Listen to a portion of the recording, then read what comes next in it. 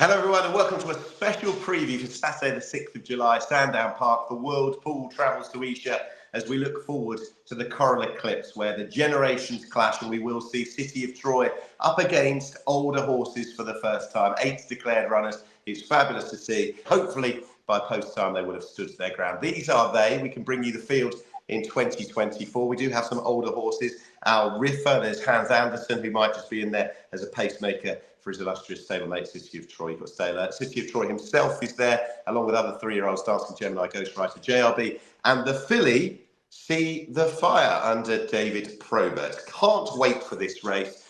Graham, an overview. What are we looking forward to in 2024? Hello, Nick. Hello, John. Hello, everyone. Great to see a Derby winner in the Coral Eclipse. That's always something special. And as you say, it's the first major test of whether a crack 3-year-old can beat the older horses. The good news is there are at least 5 top quality older horses in Britain and Ireland who could give City of Troy a race. The bad news is that August Rodin, White Birch, Luxembourg, Measured Time, Passenger are not here. In other words, the Derby winner, the emphatic Derby winner, is on a hiding to nothing here. He's got £10 and more in hand of this field. And if he's the horse that Aidan O'Brien and the lads say he is, then he needs to win this by open lengths. Absolutely. Graham and John Blance as well to look forward to this race. Now, John, I always get the feeling every year, we always talk about it, it's like it's a line in the sand moment, that the Coral Eclipse is such an important part of midsummer. You've had all that's been with the older horses, with the 3-year-olds, and it's kind of that moment where you think, right, this is a narrative point.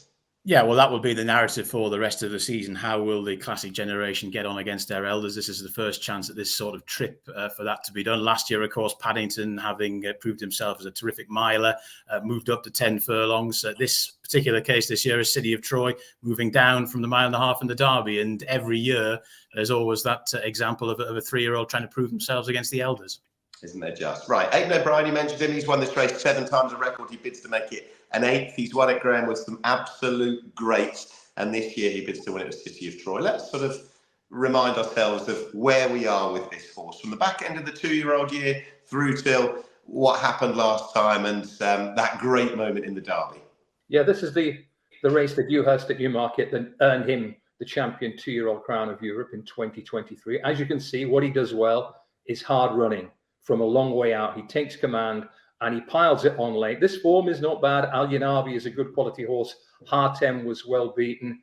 And then we pick up Epsom. There was one major blip in between when he ran very badly in the 2000 Guineas. Still hard to explain. John, this was emphatic. And what I liked about this performance, most of all, when Ryan put his whip down, Ryan Moore late on, this horse kept running and he kept piling it on again. He certainly did, and he produced 2 very good sectionals as well when he required them, when some of the horses who'd set a pretty severe gallop were getting tired. Ambiente Friendly and Los Angeles have both run very well at the Curragh subsequently, as Whirlpool viewers know. And I think this horse, City of Troy, has earned the right to be a very short price favourite for this race and shouldn't have a problem with a step down in trip, and will probably get a decent gallop to aim at with Hans Anderson in the race. Graham, when it comes to the Derby, which is, what are we talking, beginning of June, we're now at the beginning of July. I guess it would seem quite logical in a lot of ways for horses to go to the Coral Eclipse. Is that always the case? It doesn't happen very often. It doesn't happen very often, certainly not with Aidan's Derby winners over the years. And Derby winners can win the Eclipse. Derby winners can be beaten. This is the record over the last 25, 27 years or so. Benny the Dip wasn't fancied to win a good quality Eclipse. He was 6-1. He finished 2nd. Motivator was 2-5. He was beaten. He was beaten in a tactical race and finished 2nd. Authorized was 4-7. He was turned over. But See the Stars and Golden Horn, the last 2 Derby winners to try and follow up in the Coral Eclipse, both won. So it's there in the record books. 2 have won at short prices. 2 have been beaten at short prices. And Benny the Dip ran well with no excuses. The standard is only 2 of the last 15 years. Anyway, we shall see. Now, John, when it comes to the threats, and there will be threats to City of Troy, it's not a one-horse affair, this. Is it fair to say that in Aidan O'Brien, his biggest threat as the trainer might come from his own son? Well, that is interesting. I mean, Al Riffer is a horse who is relatively lightly raced for a horse of his age now, 4. We're watching the National Stakes, which he won as a 2-year-old. Is the only other Group 1 winner in the race, this Al Riffer. His recent efforts, both in France and in America, have been interesting in the sense that they've not been races that have been run to suit his hold up and then staying on style in the latter stages. I think he's going to get a good pace to aim at here. And yes, Joseph O'Brien might be the biggest threat to his old man, Graham. Yeah, you ran a very, very solid race first time this season in a 5-way go for a Group 1 in France. I think he was caught out, as you're saying, in a tactical race at Saratoga last time. It's a bit of a vote of confidence in Joseph's opinion of this horse. You always get the vibe that he's thought Al Riffa is genuine Group 1 material. He has a Group 1 win on his dance card, courtesy of that national stakes. That form has whiskers on these days. But I still think that Al Riffa is a definite place player this weekend. Let's have a look back at some more recent form. For all that it was at the start of the season, it was a Whirlpool day. It was the 2,000 Guineas. It was the big day for City of Troy. There you go. He finished 9th. He absolutely blew out. And then we doused him in the Derby. Some of us did, much to our own dismay come a little bit later on.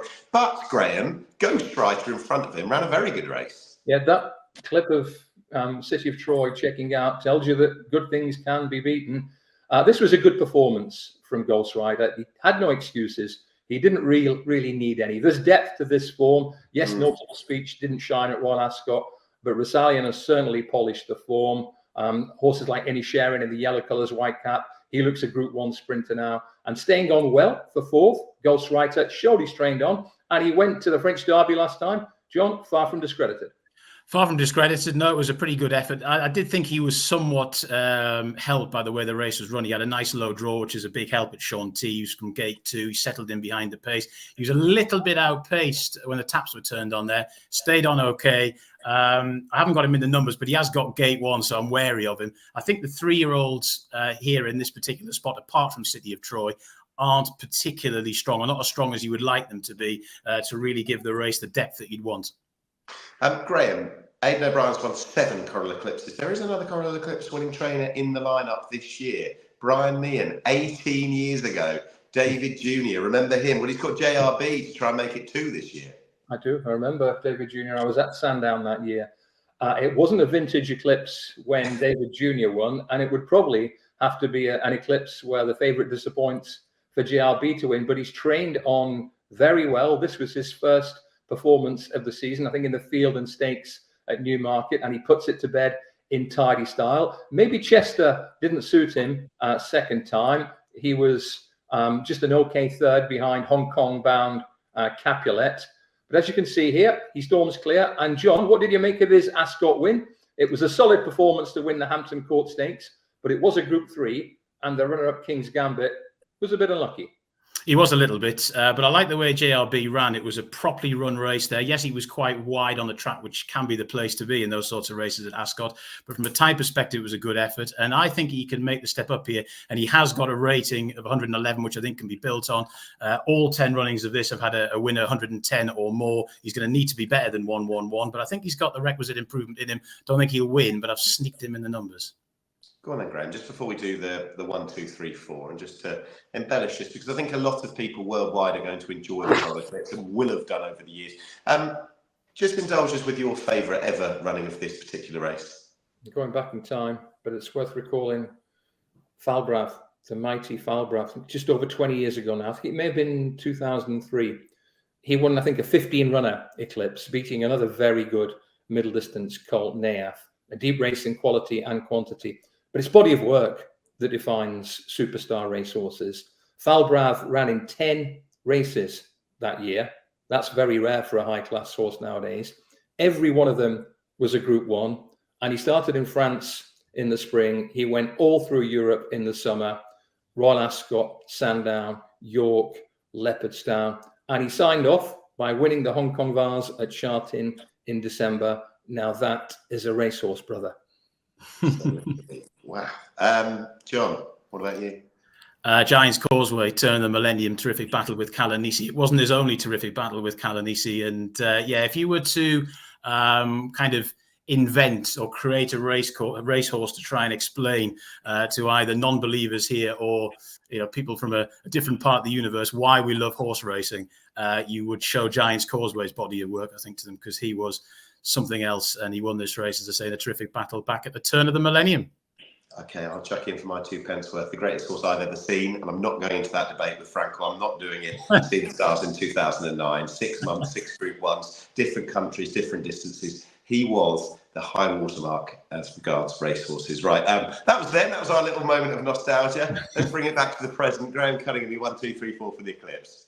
I'm not straying too far from the obvious with the winner. I think City of Troy needs to make a statement here. First time against all the horses, £10 or more in hand on all known ratings, and he should win and win handsomely. Like John, I think Al Rifa has Quinella potential. Here in Britain at the moment, he's a much bigger price than a couple of the 3-year-olds. I don't think he should be. So I'm going to go 4, 1, 5, and 6. City of Troy, Al Rifa. Dancing Gemini, we haven't mentioned, we should do. Don't think he quite stayed in the Derby. He's got 8 lengths to find with City of Troy, but I think this trip is just right for him. 4, 1, 5, 6 with City of Troy bang on top.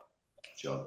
Yeah, the same trio for me, actually. So there we go. Should Whirlpool viewers be worried? I don't know. We'll find out come Saturday afternoon. City of Troy on top. Can't really embellish anything that Graham said there. Al Rifa, yeah, with Hans Andersen in the field and also See the Fire, they could just work up quite a nice bit of pace out in front, and that will definitely suit Al Rifa. And Graham's absolutely right. He's far too big in the markets here in the moment. And I think he's pretty much nailed on to run a good race. Dancing Gemini in for third. The stride length boys. Kevin Blake wrote a very good piece about how Dancing Gemini doesn't or didn't really stride like a 1.5 mile horse for the Derby, despite his breeding. He was proved right. I was proved wrong, not for the first time. So 10 furlongs could be Dancing Gemini's trip. And I'm going to give JRB the chance to improve into really high quality pattern level company. Not too sure if he is yet, but he might be, and he might sneak fourth. Super stuff. It's keep it simple. City of Troy. We have a team steam for the Coral Eclipse. Graham and John, thank you very much indeed. We went down memory lane as well. Best of luck wherever you're watching the Coral Eclipse come Saturday. It should be a belter. The generations clash, and we can't wait.